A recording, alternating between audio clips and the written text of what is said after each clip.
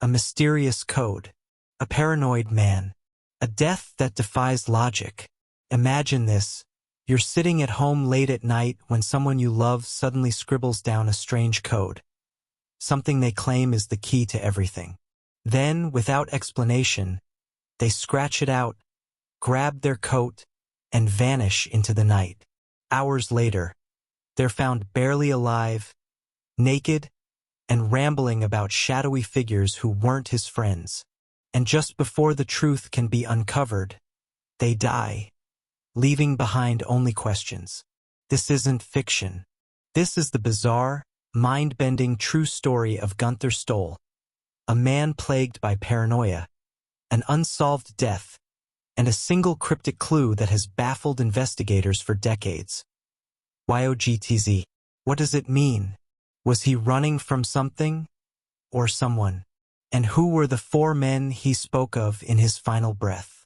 Strap in, because this case is about to take you down a rabbit hole of mystery, conspiracy, and terror. It was a crisp autumn night in 1984, and the streets of Anshausen, West Germany, lay quiet under a blanket of darkness. Inside a modest home, Günther Stoll sat hunched over a piece of paper, his brow furrowed in deep concentration. For weeks, he had been plagued by an unshakable sense of paranoia, frequently speaking of them, an unseen force he believed was out to get him. His wife, though concerned, had learned to dismiss these fears as mere delusions. But tonight was different. As the clock neared 11 p.m., Stoll suddenly sat up straight, his eyes wide with realization. "Jetzt get mir ein Licht auf," he exclaimed.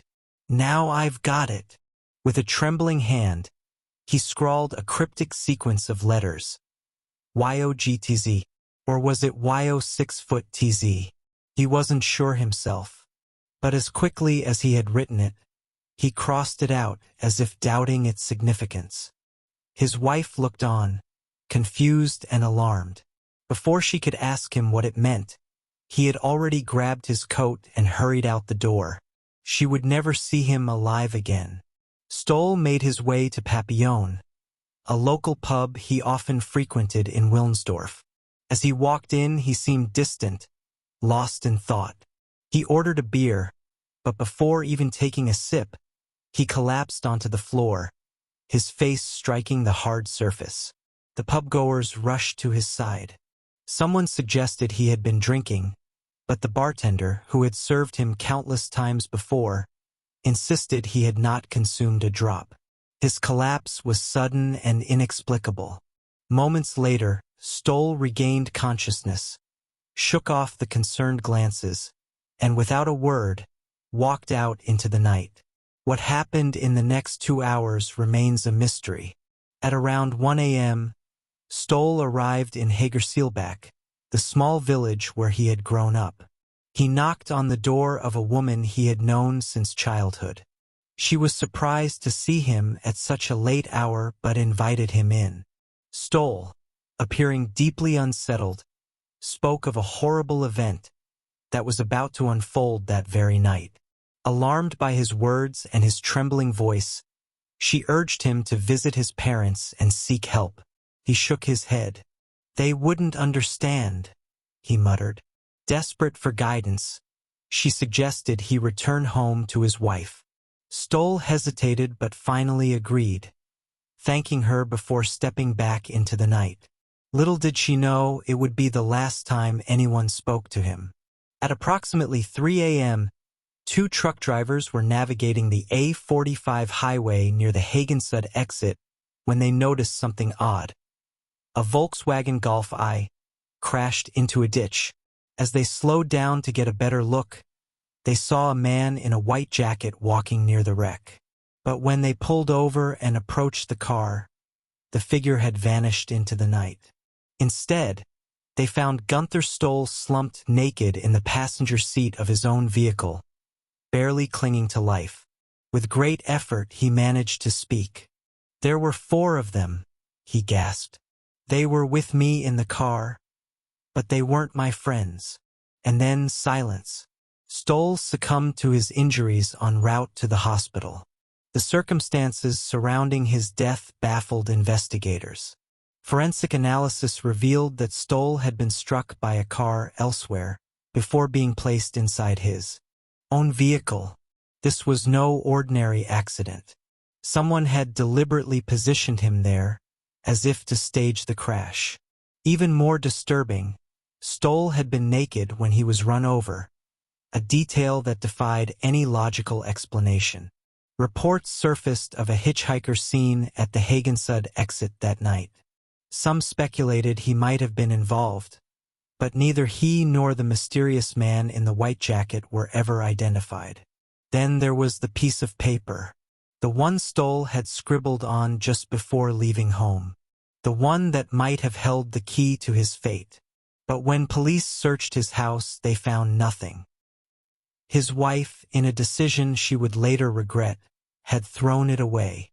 Half a year later, she finally disclosed its existence to authorities, but by then, it was too late. The cryptic YOG'TZE was lost forever. What really happened to Günther Stoll?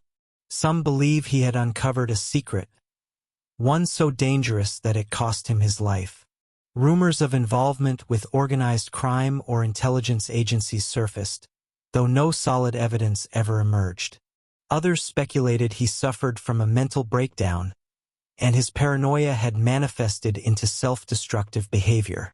But that theory fails to explain the presence of 4 unknown men or how he ended up naked and run over before being staged in his car. Another intriguing theory suggests Stoll's holiday trips to the Netherlands may have played a role. Investigators initially suspected drug-related activity but found no evidence. However, the possibility of an unknown connection remained. Some cryptographers have tried to decode YOG'TZE, theorizing it could be a reference to a shortwave radio signal, a secret code, or even a mathematical formula. Others believe it could relate to food engineering, given Stoll's profession. If true, could he have discovered something in his field that made him a target? The involvement of an intelligence agency has been floated as well. Was Stoll a sleeper agent, or did he stumble upon something bigger than himself? Could his cryptic message have been a last-ditch attempt to record something crucial before it was too late? And what about the 4 men? Could they have been part of a larger conspiracy? Witnesses claim Stoll seemed to expect his fate, as if he knew what was coming but was powerless to stop it. Even decades later, the case remains an enigma, drawing the curiosity of true crime enthusiasts and investigators alike.